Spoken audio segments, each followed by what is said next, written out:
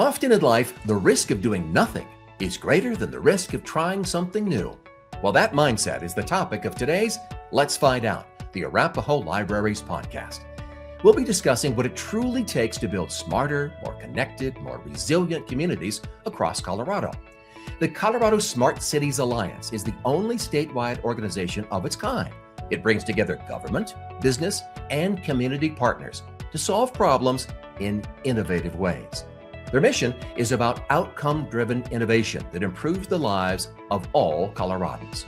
So let's find out how this works, both from the Alliance's perspective and from one of its partners. We have two guests today, Colorado Smart Cities Alliance Executive Director Tyler Svitak and the Executive Director of Arapahoe Libraries, Oli Sanidas. Well, we ask our governments, what challenges are they interested in solving and what are their priorities? And then we do our best, and actually sometimes we use AI to determine themes, and those themes guide all of our programs. It's kind of our duty as community representatives to look and try new things on behalf of our community. Thank you for joining us for this edition of Let's Find Out, Arapahoe Libraries podcast. Hear from authors, experts, and opinion leaders to spark ideas, solve problems, and enrich your life. In Arapahoe Libraries, we turn every search for knowledge into a helpful adventure. Well, gentlemen, thank you for joining us today.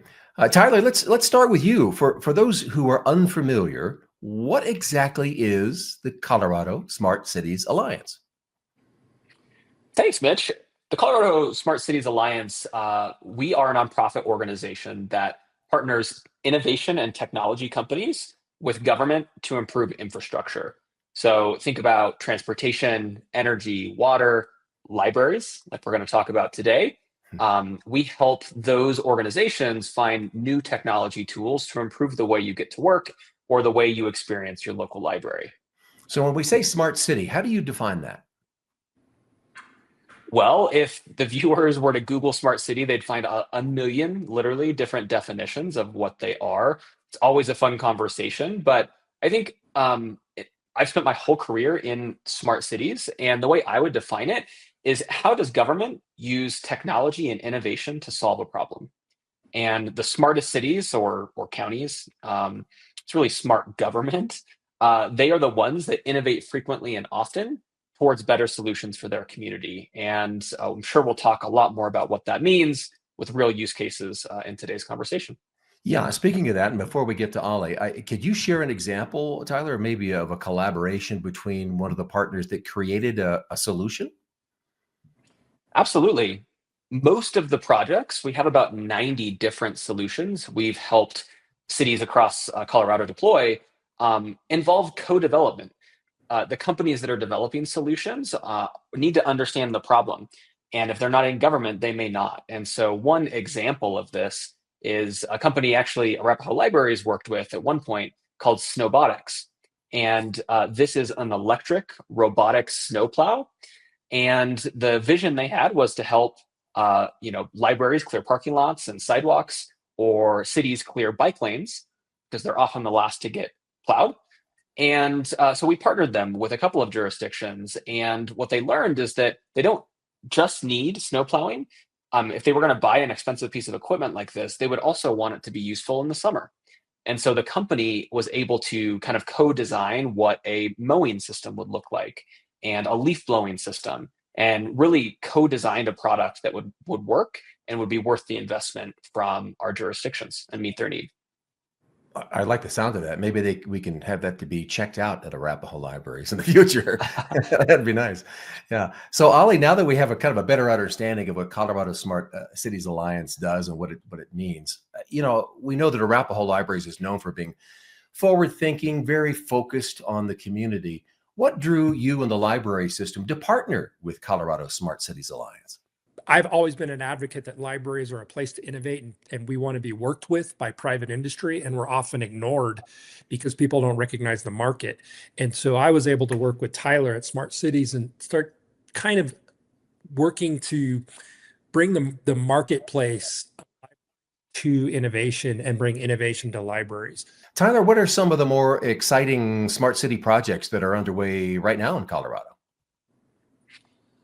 Well, Mitch, you're asking me to pick my favorite baby, but you know, there are a lot of really exciting ones right Yeah. now. I think artificial intelligence is a huge theme, and it's hard to find any technology solutions in the market right now that aren't using AI in some way, shape, or form. And so, a couple of specific projects that are using AI that people might be interested in. One is to help with the development process in cities. There's a long permitting process with the city. And it turns out like almost 85% of those applications get returned because they don't even have the right information. And it can take 3 months just for someone in the city to go through those applications and determine you don't have what you need. And so artificial intelligence is able to scan those documents and compare against permit requirements very quickly. And if there's not enough info, send it right back to the applicant to reapply. So there's a lot of those projects happening right now. The city of Denver just signed $1 million contract with a startup called Svitak that's going to be helping them to expedite their permitting process.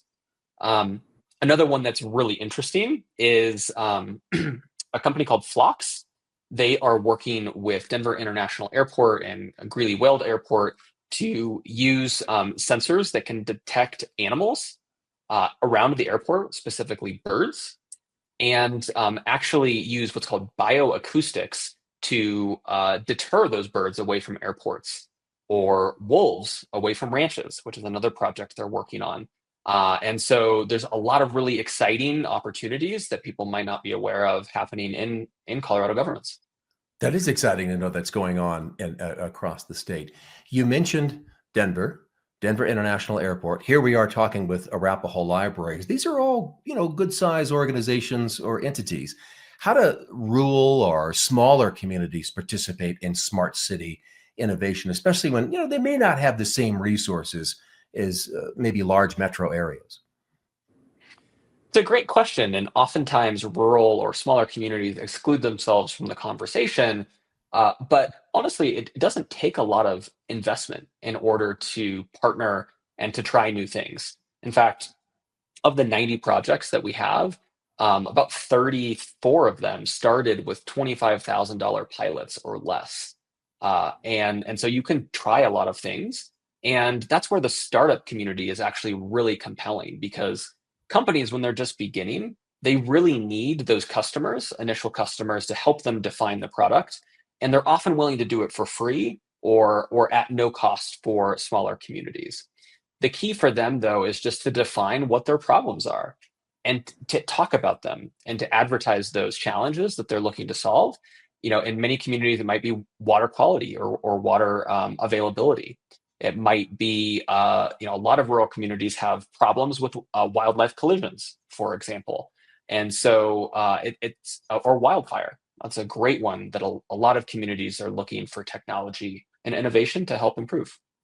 Yeah, it's interesting you mentioned that, because my next question was going to be, what are the priorities right now for the Alliance? And by that, I mean, when you think of Colorado, I'm thinking, well, water issues, population growth, transportation challenges, wildfire mitigation. Do they help kind of shape what you tackle next? And how do you decide what you tackle next?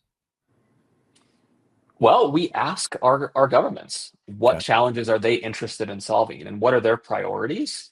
And then we do our best. And actually, sometimes we use AI to determine themes, and those themes guide all of our programs. A couple of those themes this year that drove one of our biggest programs, it's called our Connected Colorado Challenge. One was focused on streamlining the development process, we talked a little about. Another was on improving our ADA infrastructure conditions, so things like sidewalks and curb cuts, things for wheelchairs, for example. And obviously, resilience more generally is a big priority. Wildfire is one. The city of Colorado Springs just got a grant to deploy some sensors that are like smoke detectors for the outdoors. They can sniff the air and determine as soon as a fire is ignited in rural areas, and notify the fire department before it spreads. Wow, that would be very helpful in a state like Colorado that's quite dry and prone to wildfires. Tyler, you emphasized that smart city investment should be, outcome driven. So how do you measure success when you're implementing or advising on a city on a certain project? Well, we do our best to define what those outcomes are before the project begins. And in this challenge process we facilitate, we actually ask companies and we evaluate them based on whether they can suggest ideas and specific quantitative measurements that we can use to measure the outcome of success. Oftentimes, if you go in and you try something, but you don't define what success looks like up front, you can end the project and everyone's confused of, was it a success? Was it not? And so that's really, really important. But every project looks a little different. In the case of wildfires, one outcome might be how many false positives are there? You wouldn't want fire departments to go out to a fire that the sensor detected and there not be a fire. Right. And so that's the accuracy of these notifications is really important in that case. Yeah, Tyler, the Alliance always encourages cities, organizations like Arapahoe Libraries to weigh the risk of inaction, doing nothing, right, more heavily than the risk of taking some new approach, a new way to look at things. Why is that mindset so critical in today's world, do you think? Gosh, I think it's the underpinning of the smart cities marketplace, right? Um, Taking risk is not government strong suit, and a lot of listeners may not necessarily want their governments to be taking a lot of risk with taxpayer dollars. But a lot of people don't think about how serious some of these problems already are today, and the status quo is bad. And so we ask our communities to really prioritize what are their biggest problems where they don't have a solution, and those are where you should begin trying to innovate. Think transportation safety is a big one, Hmm. right? We had 42,000 people die trying to get to work or trying to walk to school last year on US roads. And in Colorado, it's a big problem. It's growing. There's a 50% increase in pedestrian fatalities just in Denver this year alone, year over year. And so that's an area where trying to improve the safety of intersections with technology, you don't really have a whole lot to lose because people are already dying in large numbers. And so that's the type of thing we ask our jurisdictions to weigh. So, Tyler, if you could help every city or organization in Colorado make one strategic shift tomorrow, what would that be? I think that uh, we talked a lot about it, but challenge-based procurement. So how do cities buy things? And Okay. it's not a sexy topic, but ultimately it's why governments really don't change very often or very fast. And it's because the way they buy things is they have to know exactly what they want. And they describe very specific requirements, right? I need a truck and it needs to have these things. But in the case of technology, you may not know, especially as a government employee, what artificial intelligence could do for you. And so instead of buying things by advertising the solution, if you can buy things by advertising the problem you have and allow industry to tell you how they could solve that problem in a new way, I think that is one thing that doesn't even cost money. It's just a process change that allows cities to think differently about what's available to them. This may lead us to the next question, and let's make this our kind of lightning round as we wrap this up. Tyler, what is the most underrated smart city technology or approach, do you think? Most underrated? The most underrated smart cities technology or approach. Well, I think that there are certain things like streetlights that are the very obvious place for cities to start. So if they own streetlights and they haven't connected them so that they know whether they're on or off, for example, or they can retrofit them with LEDs and save the community a lot of money, that's one place to start. Another one is connecting your traffic signals. So a lot of cities have spent money to connect all of their traffic signals to what's called fiber optics so that they know if a traffic signal goes down and they can communicate with that signal and maybe even fix the problem remotely so that someone doesn't get into a crash while the stoplight is in flash. All right, this next one's for both of you. We'll start with Ollie. Is there a city or an organization anywhere in the world that inspires what you do, inspires your work? Wow. There's a lot. I mean, honestly, this is going to sound pretty self-serving, but the libraries, like organizations as a whole, especially smaller rural libraries that have low resource. I tend to get inspired by people who overcome challenges that are without a lot of resources, and they get into really, I think it's fun to do really flashy things. You know, if you want to, spending money is not innovative. It's really doing things that make a big difference and watching really tiny, what people would consider not big problems, but have really tiny changes that have huge impacts. And libraries all over the world are taking on new, especially social services, and figuring out how to manage them in ways that I think are completely unexpected and in ways that are very innovative. So, Tyler, how about you? Is there a city anywhere in the world, you can go outside of Colorado, so you're not playing favorites here, that inspires what you do? Absolutely. So many. I've had the pleasure of traveling a lot of the world to learn how other communities are doing things. Two that come to mind. One is the city of Venice in Italy. I had a chance to travel there and learn about how their smart cities program is really what they see as the future of the sustainability of the entire city. As you probably know, it's an island that's man-made, and the rising tide is creating massive problems. So they have custom designed a system of gates to rise with the tide and to prevent several inches of stormwater surge into the city of Venice. And so they see technology as the way to sustain their city and invest significant resources in it.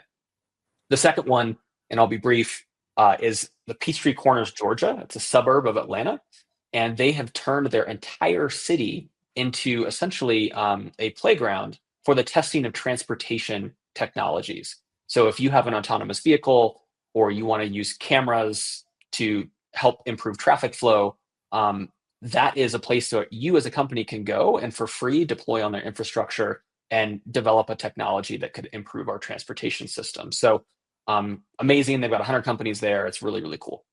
That does sound amazing. All right, so to wrap this up and to bring it back home, again, another question for each one of you. Can you name a problem or a challenge in Colorado that you'd love to see solved through innovation? Ollie?